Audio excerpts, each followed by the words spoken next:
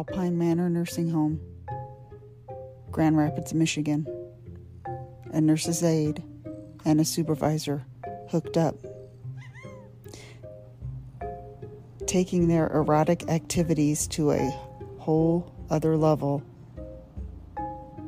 They decided to commit murder. This is a story of Gwendolyn Graham and Catherine Wood.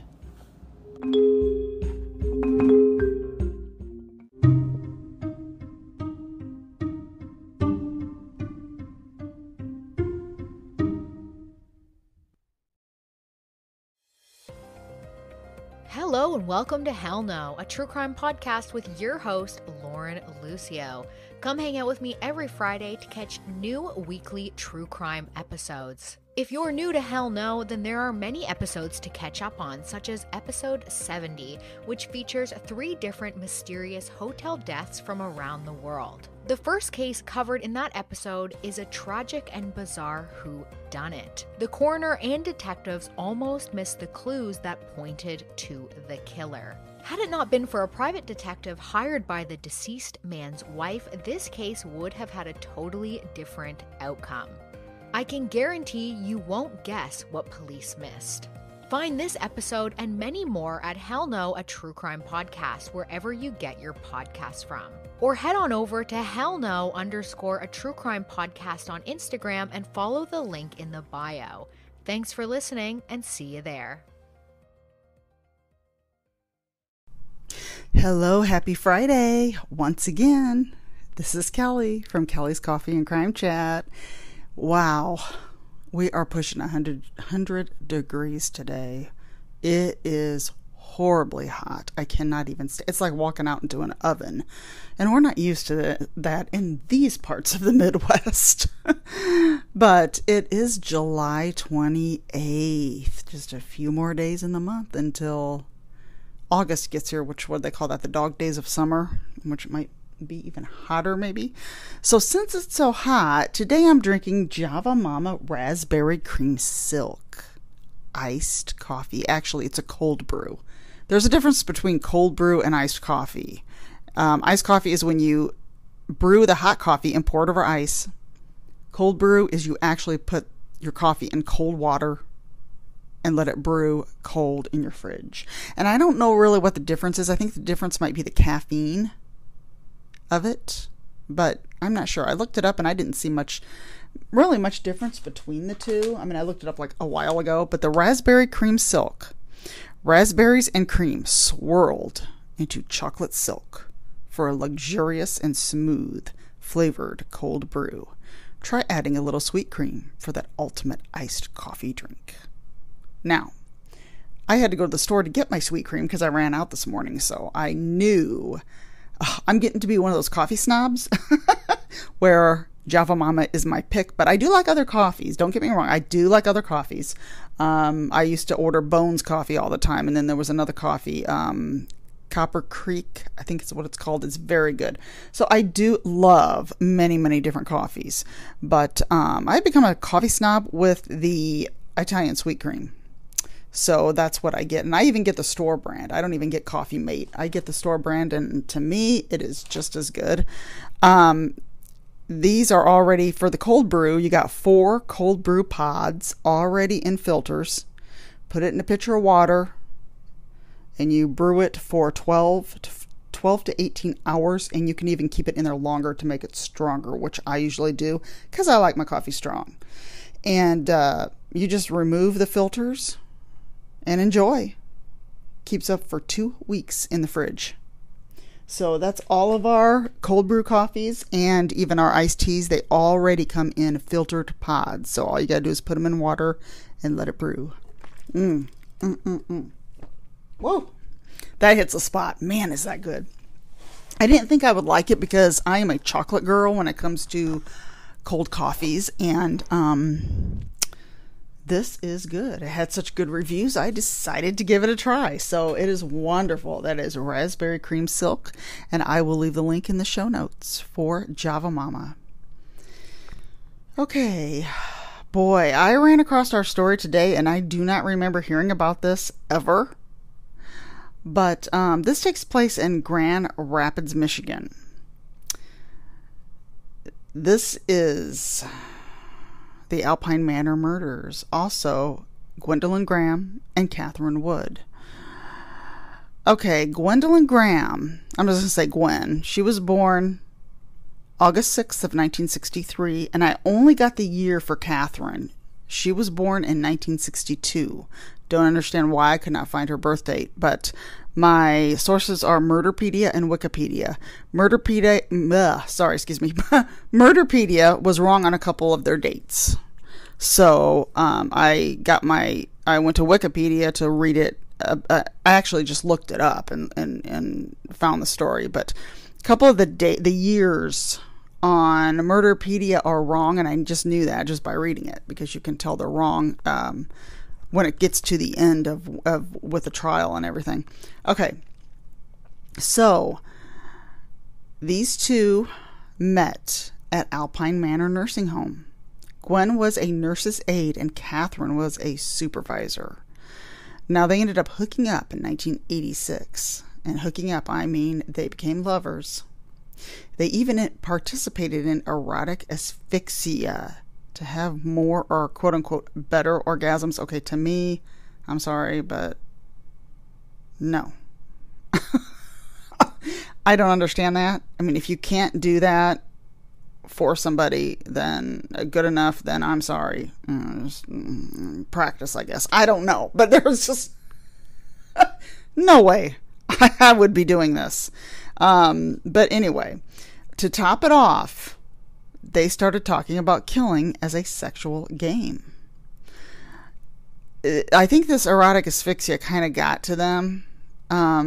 They wanted to smother or strangle people in the nursing home. This was a game. This was a game to them. A game. Makes me worried if my parents ever go into a nursing home. And I know there are nursing homes around here that are way, way better than others, but I don't know. Gwen was the one who started to kill, and Catherine was her lookout. She would distract other supervisors and other people from walking in. Now, the women they chose the women that they chose at first were too strong, and they ended up fighting back. I guess Gwen tried to kill more than one from what I read, and they fought her back. Now, what I don't get is, why wasn't this reported?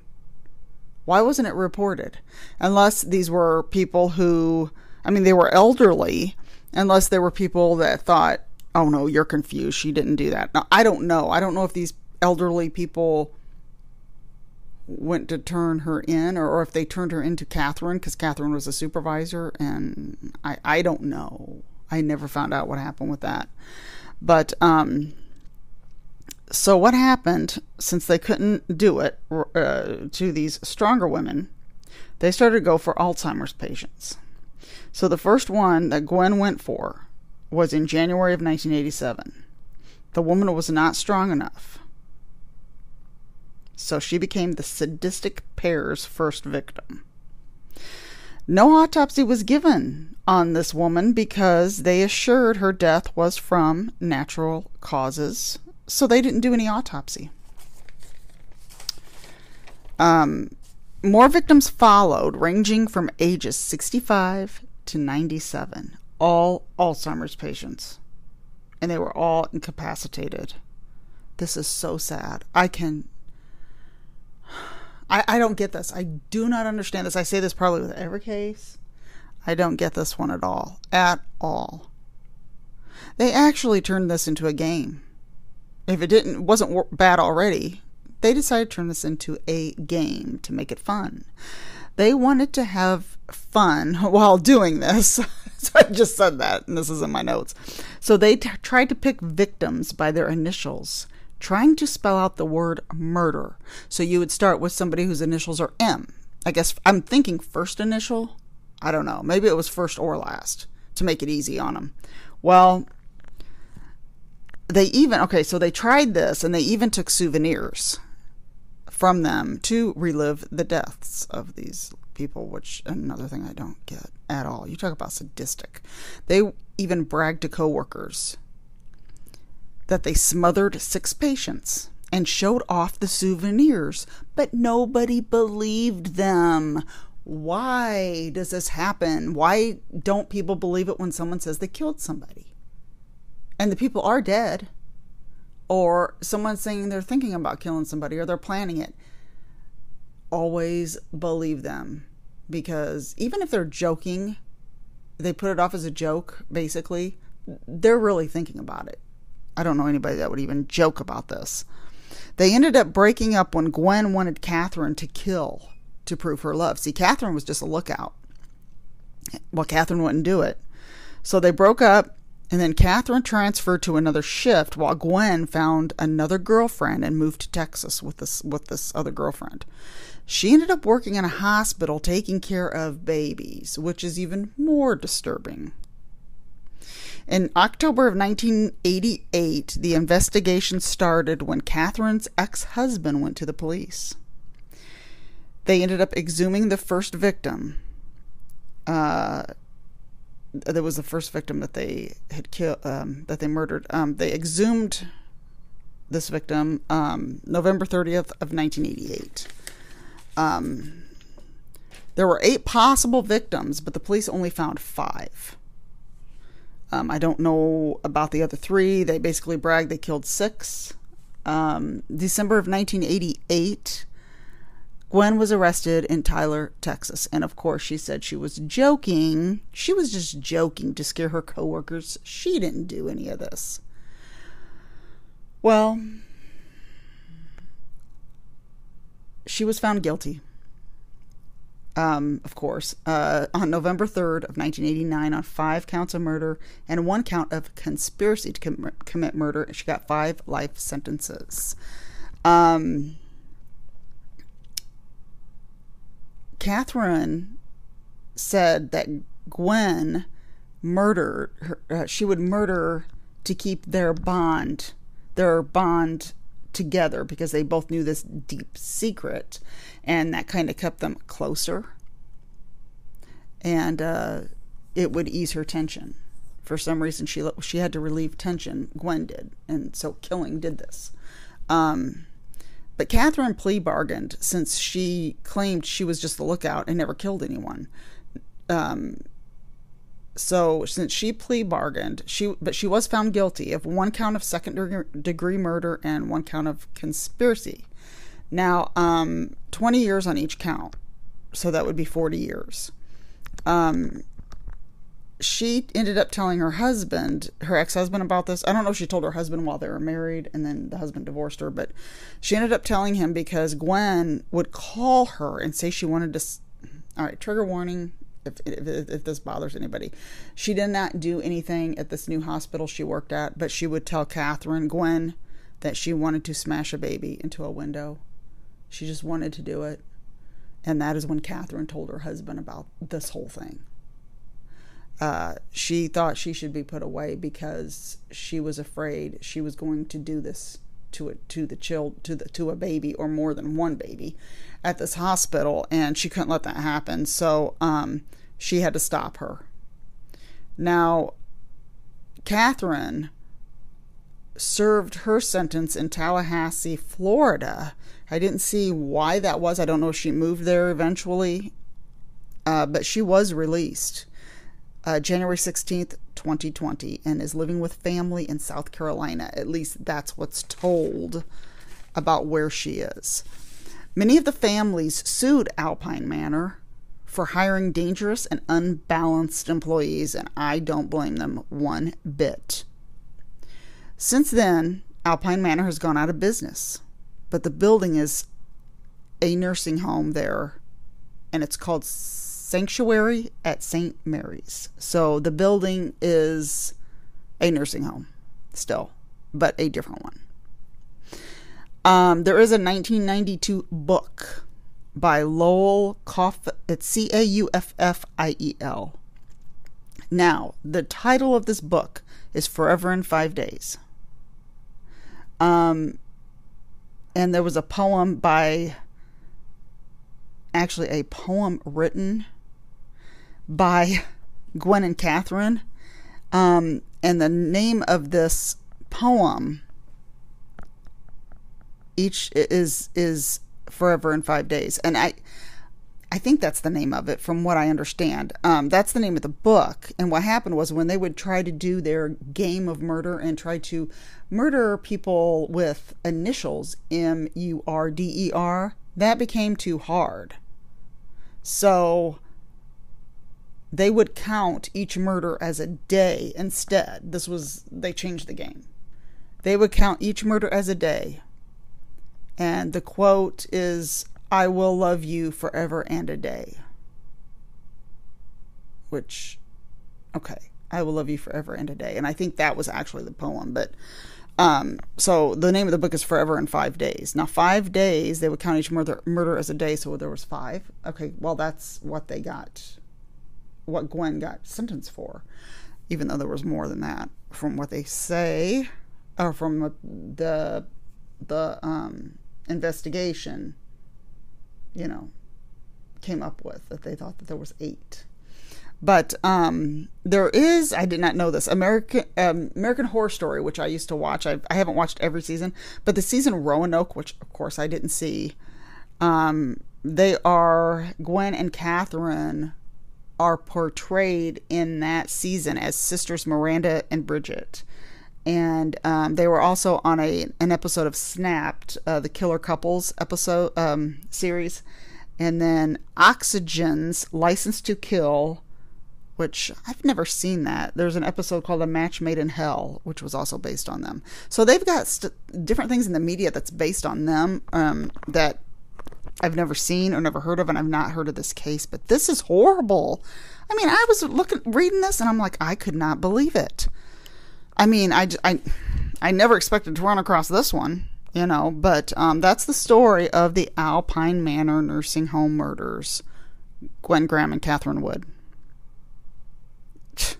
I don't know what to say. I mean, I was just like reading this and just cannot believe that they turned it into a game. And then when that got too hard, they had to count the days. I guess numbers were better than matching up initials with letters to make the word murder. Anyway, I don't understand where these people's minds are. I don't get it. But that's today's episode. Nice short little coffee break.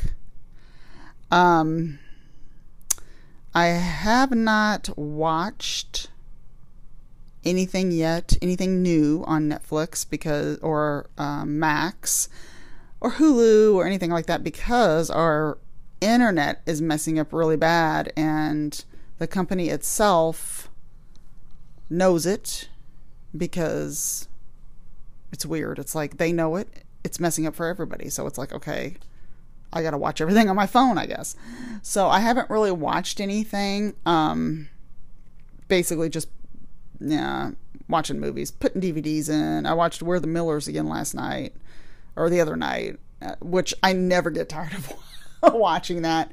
Now, I did watch, I think I talked about this one other time, I did watch the latest Black Mirror season. I'm pretty sure I talked about this on another show or episode, and I liked all of them except number 4. There's 5 episodes. 4 was terrible. I liked all the 5, and then I got into Bandersnatch because I never did watch that, and that's the one where it's interactive, where you pick the person. And this is what I thought was funny, that the guy in Bandersnatch, I kept thinking, he looks familiar, but he had glasses and he had blonde hair, and I'm like, this guy looks familiar. He's not the main character. Come to find out, it's the kid in We're the Millers. And it hit me, it was him. It's like, okay, I think I did read that he was British, but I did not know that, because in We're the Millers, I can't tell. But now that I know he's British, and I was watching it, I can kind of hear a little bit of the accent in parts of it. So I just thought that was funny. Totally different character in Bandersnatch than he is We're the Millers. But I never get tired of watching that. It's so funny. I still laugh. And then, so a lot of times I like to watch the comedies when I'm frustrated, like being frustrated at the internet. But, so I haven't really seen anything. There is a very good podcast that the trailer played at the beginning of this. Please check it out. It's called Hell No. And I'm telling you what, this girl has an awesome voice. Awesome voice, to the point. If you like really good reporting and to the point, great voice and to the point, you will love this one.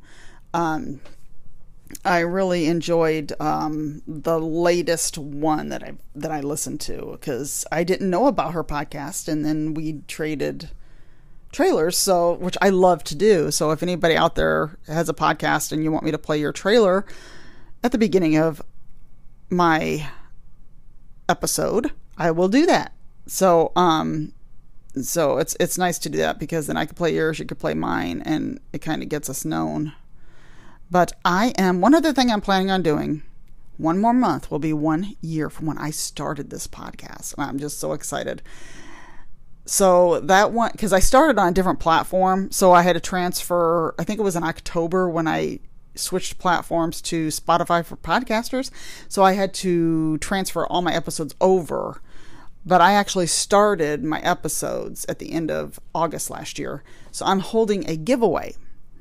And I know what I'm going to do for the giveaway, but the winner's going to get a t-shirt in their size of Kelli's Coffee and Crime Chat.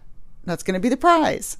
So I'm really excited, and I hope I will come out with the details later, sometime in August, but because I think I'm going to hold it all month of August so people can do what they have to do in order to get entered.